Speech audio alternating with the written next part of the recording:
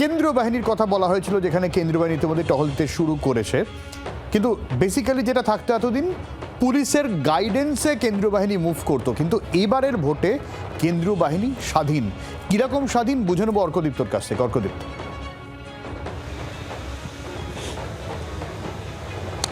একটা জিনিস প্রথমে বুঝতে পারি সব্যসাচী, এবার ভোটের নির্ঘণ্ট ঘোষণা হওয়ার বেশ অনেকটা আগেই রাজ্যে কিন্তু প্রবেশ করেছিল কেন্দ্রীয় বাহিনী, এবং তখন কিন্তু অনেক প্রশ্ন উঠেছিল কি এত দ্রুত রাজ্যে কেন কেন্দ্রীয় বাহিনী এলো।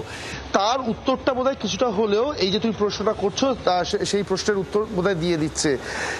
কেন্দ্রীয় বাহিনী আসন্ন যে নির্বাচন, পরশু যে প্রথম দফার ভোট, 29 তারিখ যে দ্বিতীয় দফার ভোট, কেন্দ্রীয় বাহিনী কিন্তু অনেক স্বাধীনভাবে মুভ করবে এবং যেখানে তারা প্রয়োজন মনে করবে তারা যাবে, একজন কমান্ড্যান্ট থাকবেন তাদের সঙ্গে, এবং রাজ্য পুলিশের ওপর কিন্তু তারা সরাসরিভাবে আর ডিপেন্ডেন্ট থাকবেন না। অবশ্যই রাজ্য পুলিশ যেখানে থাকার প্রয়োজন মনে করবে তারা থাকবেন, কিন্তু রাজ্য পুলিশ ছাড়াও কেন্দ্রীয় বাহিনী মুভ করতে পারে।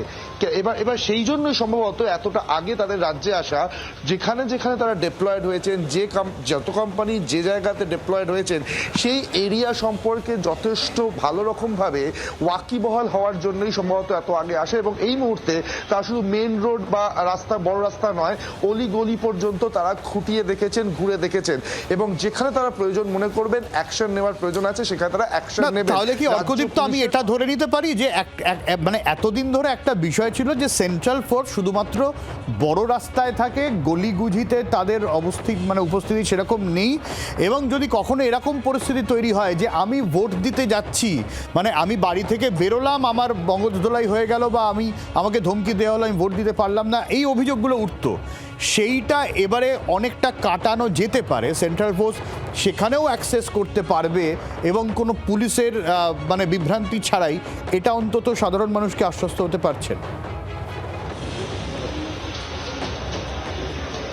একদম শুভসাচী, এই বিষয়টাতে আমি আসছিলাম। অলি গলিতে পেনিট্রেট করার কিন্তু এবার সেন্ট্রাল ফোর্সের অন্যতম লক্ষ্য হবে। কারণ কেন, এবার ইসিআই এর তরফ থেকে প্রচুর বাইক হায়ার করা হয়েছে সেন্ট্রাল ফোর্সের জন্য, প্রয়োজন পড়লে রাজ্য পুলিশও ইউজ করবে।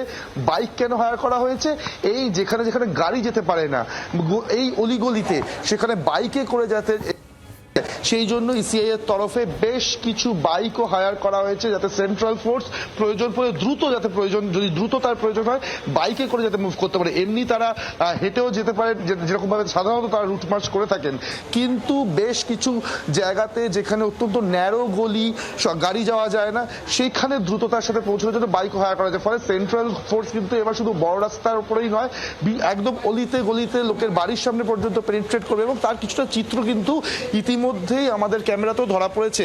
শহর কলকাতা থেকে শুরু করে বিভিন্ন জেলা থেকে সেন্ট্রাল ফোর্স কিন্তু অলিতে গলিতে ঢুকছে।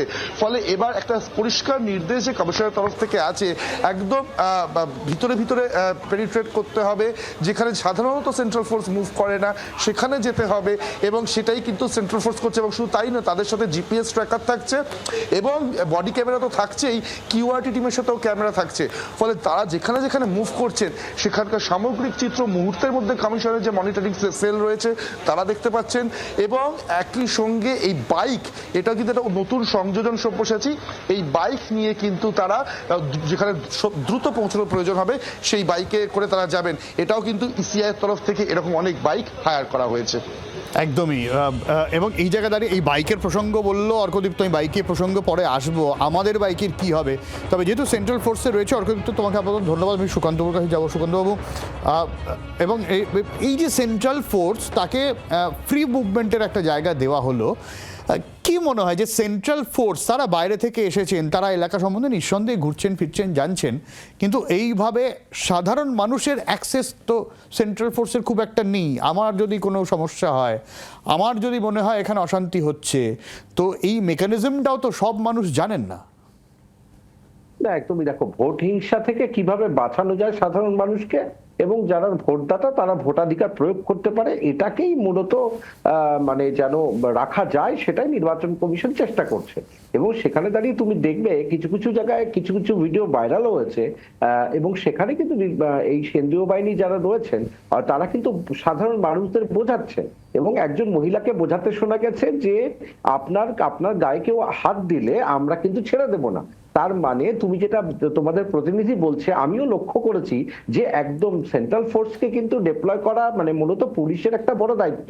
এখানে পুলিশ কিন্তু খুব বেশি ভূমিকা পালন করবে না এবার, এবং যেগুলো একদম সরু গলি হতে পারে, ভোট কেন্দ্রে যাওয়ার জায়গা হতে পারে, যেখানে বিভিন্নভাবে গুন্ডা বাহিনী রয়েছে, বিভিন্নভাবে তারা প্রভাবিত করার চেষ্টা করতে পারে, কেউ কোনো রাজনৈতিক দলের ভোটারদের প্রভাবিত করতে পারে, সেই জায়গা থেকে কিছুটা হলেও অন্তত কেন্দ্রীয় বাহিনী যদি থাকে তাহলে অ্যাসিওর করা যাবে। কিন্তু আমি আবারও বলছি, কেন্দ্রীয় বাহিনী এই কয়েকদিন এসেই সেই জায়গাটার ভৌগোলিক অবস্থান বা ভৌগোলিক পরিবেশ সম্পর্কে খুব বেশি জানতে পারবে আমি বলছি না, কিন্তু কোথাও গিয়ে নির্বাচন কমিশন একটা ভালো জিনিস, যেটা যে কোনো জায়গায় হিংসা হলে কেন্দ্রীয় বাহিনী নিজেই সেখানে ছুটে যেতে পারবে, এবং কোন রকম ভাবে কোনো জায়গায় এই যে কেন্দ্রীয় বাহিনী যে বসে থাকতো এই সকল অভিযোগ ছিল, সেই অভিযোগগুলো কিছুটা হলেও কমবে। কিন্তু আমি আবারও বলছি, যেটা পুলিশ প্রশাসন সেই অঞ্চল সম্পর্কে জানেন, সেখানে ইভেন পুলিশদেরও তো ট্রান্সফার হয়ে গেছে, মানে বিভিন্নভাবে তাদের ট্রান্সফার করা হয়েছে, তো সেই জায়গা সম্পর্কে কেন্দ্রীয় বাহিনী রুট মার্চ করে আমরা সকলেই জানি, সেটার মাধ্যমে এবং লোকের সাথে কথাও কিন্তু এবার কেন্দ্রীয় বাহিনীর যারা জওয়ান তারা বলছে, এবং এই যে কথা বলছে এর মাধ্যমে তারা হয়তো জানতে চেষ্টা করছে যে ওই অঞ্চলের সমস্যা কি সব্যসাচী, সেটা জেনে কিভাবে ব্লুপ্রিন্ট তৈরি করা যায়, কিভাবে এরকম ভাবে কোনো একটা অতর্কিত ভাবে যদি কোনো ভোটারদের ভোট দিতে বাধা দেওয়া যায় বা কোন রকম গন্ডগোল লাগে, সেখান থেকে কিভাবে কেন্দ্রীয় বাহিনী সেটাকে সলভ করবে, কিভাবে সেটার চেষ্টা হয়তো করবার জন্যই কেন্দ্রীয় বাহিনীকে আগে আনা হয়েছে। এবং দ্বিতীয় কথা, যে তারা স্বাধীনভাবে মুভ করতে পারবে এটা। বাংলার আওয়াজ, বাঙালির আবেগ, জি 24 ঘন্টা।